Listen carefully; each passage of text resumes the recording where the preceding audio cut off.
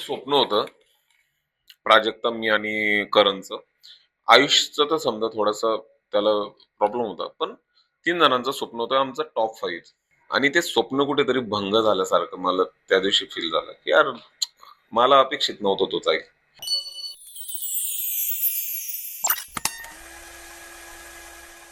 नमस्कार, मी कस्तुरी सिने चित्रमध्ये तुमच्या सगळ्यांचं खूप स्वागत आहे. खरं तर खानदेश मधला मुलगा जेव्हा बिग बॉसच्या घरात जातो आणि आपली अहिराणी भाषा जेव्हा तो बोलतो, तेव्हा सगळ्यांनाच गर्व वाटतं.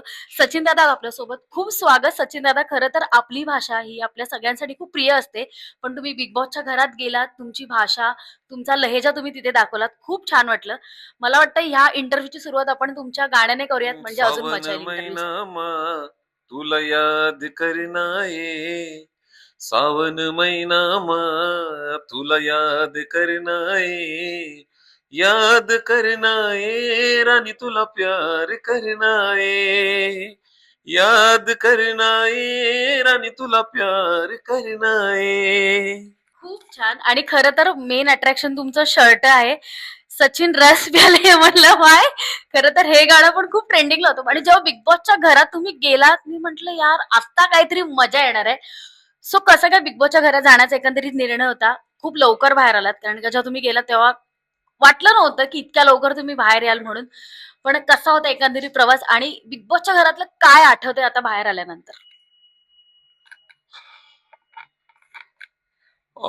पहिला मुद्दा तर बाहेर यायची इच्छाच नव्हती अजिबात. त्याच्यामुळे मी थोडं शॉकिंग आहे. पण आलो ठीक आहे. ऍक्सेप्ट त्या गोष्टी निर्णय ऍक्सेप्ट केला. आणि राहिलं बिग बॉसच्या घरातून मी बिग बॉस ह्या आवाजाला खूप मिस करतो. आणि जेव्हा आता बिग बॉसचा खेळ सुरू झाला, बरेचसे टास्क यायचे, सगळं यायचं. मॉर्निंग डान्स जो असतो, तो सगळेजण खूप मिस करतात. कारण का रोज ते गाणं आपण ऐकायचो, त्या गाण्याने आपण उठायचो. सो आता ते सगळं किती मिस करतायत आणि आता घरी जेव्हा येतायत, तेव्हा असं कुठेतरी वाटतं, यार आता गाणं लागेल आणि आता मी उठणार आहे असं. मी कालच मला यार आज गाणं नाही वाजलं.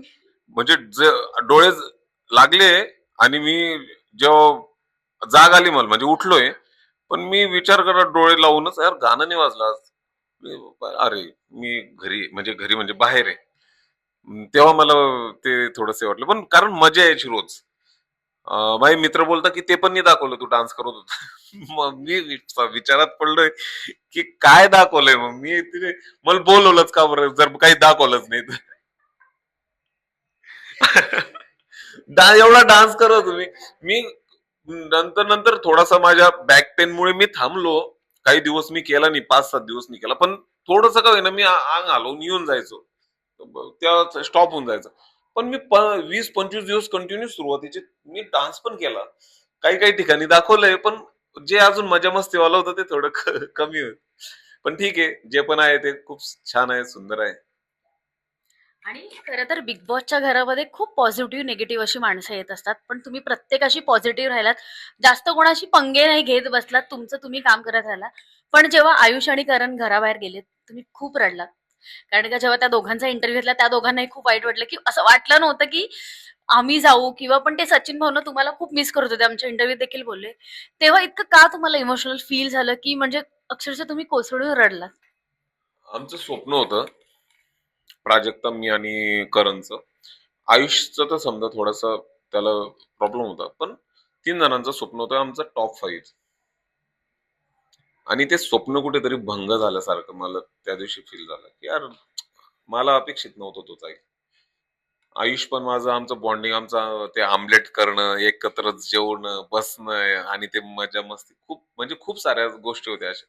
त्याच्यामुळे मी त्यांच्याशिवाय ते इमॅजिन नाही करू शकत होतो. आणि खरं तर काल जेव्हा तो टास्क झाला, तेव्हा असं म्हणजे एलिमिनेशनचा टास्क, तेव्हा असं वाटलं होतं की आपला दरवाजा उघडेल आणि आपण बाहेर येऊ. कारण का तुम्ही, रोशन आणि रुचिता होतात. आम्हाला तर वाटलं नव्हतं, पण जेव्हा तुम्ही त्या दाराच्या बाहेर उभं होतात, असं वाटलं की आता हे दार आपल्यासाठी उघडणार आहे आणि आपला प्रवास आता संपतोय. अजिबात नाही. मला वाटलंच नव्हतं. आणि पहिला मुद्दा आम्ही तिघं बॉटम 3 ते पण मला हा. खटकलं होतं कुठेतरी. होते अजून ते आता काही काही स्क्रीनशॉट मला येत आहे ते वोटिंगचा काहीतरी ग्राफ दिसतोय. ते तुम्हीच पहा काय आहे ते. आणि आता जेव्हा तुम्ही सगळ्यांना बाहेर येऊन भेटणार आहात, म्हणजे नव्याने पुन्हा एकदा तुम्ही आयुषला भेटाल, तुमचे करण वगैरे सगळे मित्र आहे.